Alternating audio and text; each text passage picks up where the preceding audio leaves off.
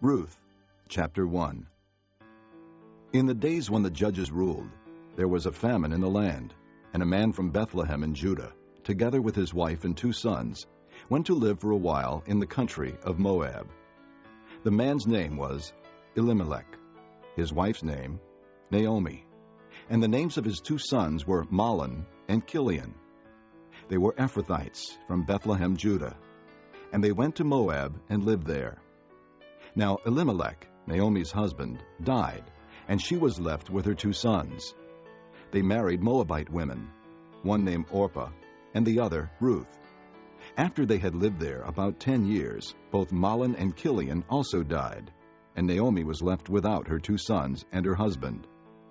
When she heard in Moab that the Lord had come to the aid of his people by providing food for them, Naomi and her daughters-in-law prepared to return home from there. With her 2 daughters-in-law, she left the place where she had been living and set out on the road that would take them back to the land of Judah. Then Naomi said to her 2 daughters-in-law, "Go back, each of you, to your mother's home. May the Lord show kindness to you, as you have shown to your dead and to me. May the Lord grant that each of you will find rest in the home of another husband." Then she kissed them, and they wept aloud and said to her, "We will go back with you to your people." But Naomi said, "Return home, my daughters. Why would you come with me?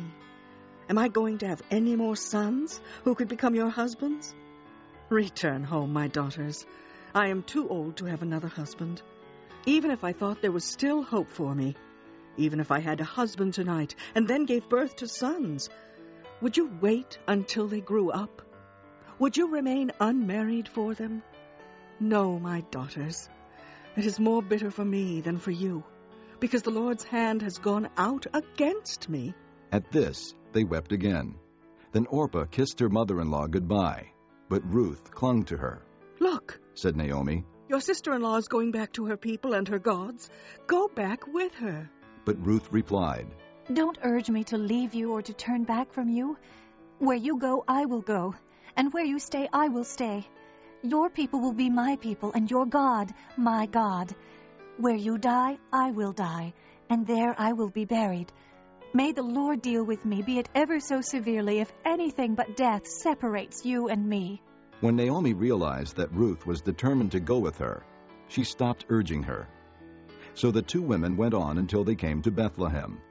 When they arrived in Bethlehem, the whole town was stirred because of them, and the women exclaimed, "Can this be Naomi?" "Don't call me Naomi. she told them. Call me Mara, because the Almighty has made my life very bitter. I went away full, but the Lord has brought me back empty. Why call me Naomi? The Lord has afflicted me. The Almighty has brought misfortune upon me." So Naomi returned from Moab, accompanied by Ruth the Moabitess, her daughter-in-law, arriving in Bethlehem as the barley harvest was beginning. Chapter 2. Now Naomi had a relative on her husband's side from the clan of Elimelech, a man of standing, whose name was Boaz. And Ruth the Moabitess said to Naomi, "Let me go to the fields and pick up the leftover grain behind anyone in whose eyes I find favor." Naomi said to her. "Go ahead, my daughter." So she went out and began to glean in the fields behind the harvesters. As it turned out, she found herself working in a field belonging to Boaz, who was from the clan of Elimelech. Just then Boaz arrived from Bethlehem and greeted the harvesters. "The Lord be with you." "The Lord bless you," they called back. Boaz asked the foreman of his harvesters. "Whose young woman is that?" The foreman replied, "She is the Moabitess, who came back from Moab with Naomi. She said, 'Please let me glean and gather among the sheaves behind the harvesters.' She went into the field and has worked steadily from morning till now, except for a short rest in the shelter." So Boaz said to Ruth, "My daughter, listen to me. Don't go and glean in another field, and don't go away from here. Stay here with my servant girls. Watch the field where the men are harvesting, and follow along after the girls. I've told the men not to touch you. And whenever you are thirsty, go and get a drink from the water jars the men have filled." At this she bowed down with her face to the ground. She exclaimed, "Why have I found such favor in your eyes that you notice me, a foreigner?" Boaz replied, "I've been told all about what you have done for your mother-in-law since the death of your husband. how you left your father and mother and your homeland and came to live with the people you did not know before. May the Lord repay you for what you have done. May you be richly rewarded by the Lord, the God of Israel, under whose wings you have come to take refuge. May I continue to find favor in your eyes, my lord, she said. You have given me comfort and have spoken kindly to your servant, though I do not have the standing of one of your servant girls. At mealtime, Boaz said to her, Come over here. Have some bread and dip it in the wine vinegar. When she sat down with the harvesters, he offered her some roasted grain. She ate all she wanted and had some left over. As she got up to glean, Boaz gave orders to his men. Even if she gathers among the sheaves, don't embarrass her. Rather, pull out some stalks for her from the bundles and leave them for her to pick up, and don't rebuke her. So Ruth gleaned in the field until evening. Then she threshed the barley she had gathered, and it amounted to about an ephah. She carried it back to town, and her mother-in-law saw how much she had gathered. Ruth also brought out and gave her what she had left over after she had eaten enough. Her mother-in-law asked her, Where did you glean today? Where did you work? Blessed be the man who took notice of you. Then Ruth told her mother-in-law about the one at whose place she had been working. The name of the man I worked with today is Boaz, she said. The Lord bless him. Naomi said to her daughter-in-law. He has not stopped showing his kindness to the living and the dead. She added, That man is our close relative. He is one of our kinsman redeemers. Then Ruth the Moabitess said, He even said to me, Stay with my workers until they finish harvesting all my grain. Naomi said to Ruth, her daughter-in-law, It will be good for you, my daughter, to go with his girls, because in someone else's field you might be harmed. So Ruth stayed close to the servant girls of Boaz to glean until the barley and wheat harvests were finished, and she lived with her mother-in-law. Chapter 3. One day, Naomi, her mother-in-law, said to her, My daughter, should I not try to find a home for you, where you will be well provided for? Is not Boaz, with whose servant girls you have been, a kinsman of ours? Tonight he will be winnowing barley on the threshing floor. Wash and perfume yourself, and put on your best clothes. Then go down to the threshing floor, but don't let him know you are there until he has finished eating and drinking. When he lies down, note the place where he is lying. Then go and uncover his feet and lie down. He will tell you what to do. I will do whatever you say, Ruth answered. So she went down to the threshing floor and did everything her mother-in-law told her to do. When Boaz had finished eating and drinking and was in good spirits, he went over to lie down at the far end of the grain pile. Ruth approached quietly, uncovered his feet, and lay down. In the middle of the night, something startled the man, and he turned and discovered a woman lying at his feet.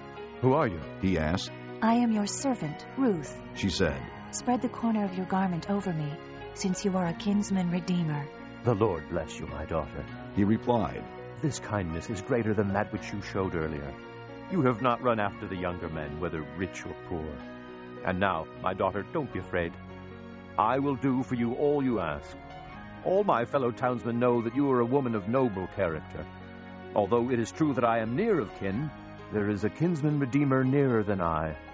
Stay here for the night, and in the morning, if he wants to redeem, good, let him redeem. But if he is not willing, as surely as the Lord lives, I will do it. Lie here until morning. So she lay at his feet until morning, but got up before anyone could be recognized. And he said, Don't let it be known that a woman came to the threshing floor. He also said, Bring me the shawl you are wearing and hold it out. When she did so, he poured into it 6 measures of barley and put it on her. Then he went back to town. When Ruth came to her mother-in-law, Naomi asked, How did it go, my daughter? Then she told her everything Boaz had done for her, and added, He gave me these 6 measures of barley, saying, Don't go back to your mother-in-law empty-handed. Then Naomi said, Wait, my daughter, until you find out what happens, for the man will not rest until the matter is settled today. Chapter 4. Meanwhile, Boaz went up to the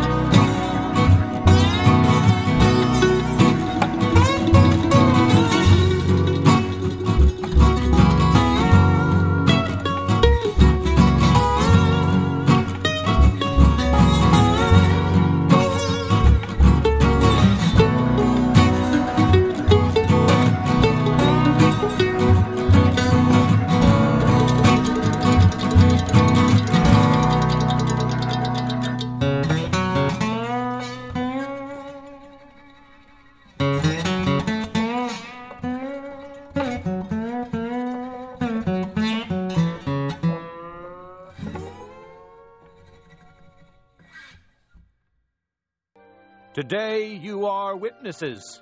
Then the elders and all those at the gate said, We are witnesses. May the Lord make the woman who is coming into your home like Rachel and Leah, who together built up the house of Israel. May you have standing in Ephrathah and be famous in Bethlehem. Through the offspring the Lord gives you by this young woman, may your family be like that of Perez, whom Tamar bore to Judah. So Boaz took Ruth, and she became his wife. Then he went to her, and the Lord enabled her to conceive, and she gave birth to a son. The women said to Naomi, Praise be to the Lord, who this day has not left you without a kinsman redeemer. May he become famous throughout Israel. He will renew your life and sustain you in your old age. For your daughter-in-law, who loves you and who is better to you than 7 sons, has given him birth. Then Naomi took the child, laid him in her lap, and cared for him. The women living there said, Naomi has a son. And they named him Obed. He was the father of Jesse, the father of David. This, then, is the family line of Perez. Perez was the father of Hezron. Hezron the father of Ram. Ram the father of Amminadab. Amminadab the father of Nahshon. Nahshon the father of Salmon. Salmon the father of Boaz. Boaz the father of Obed. Obed the father of Jesse. And Jesse the father of David.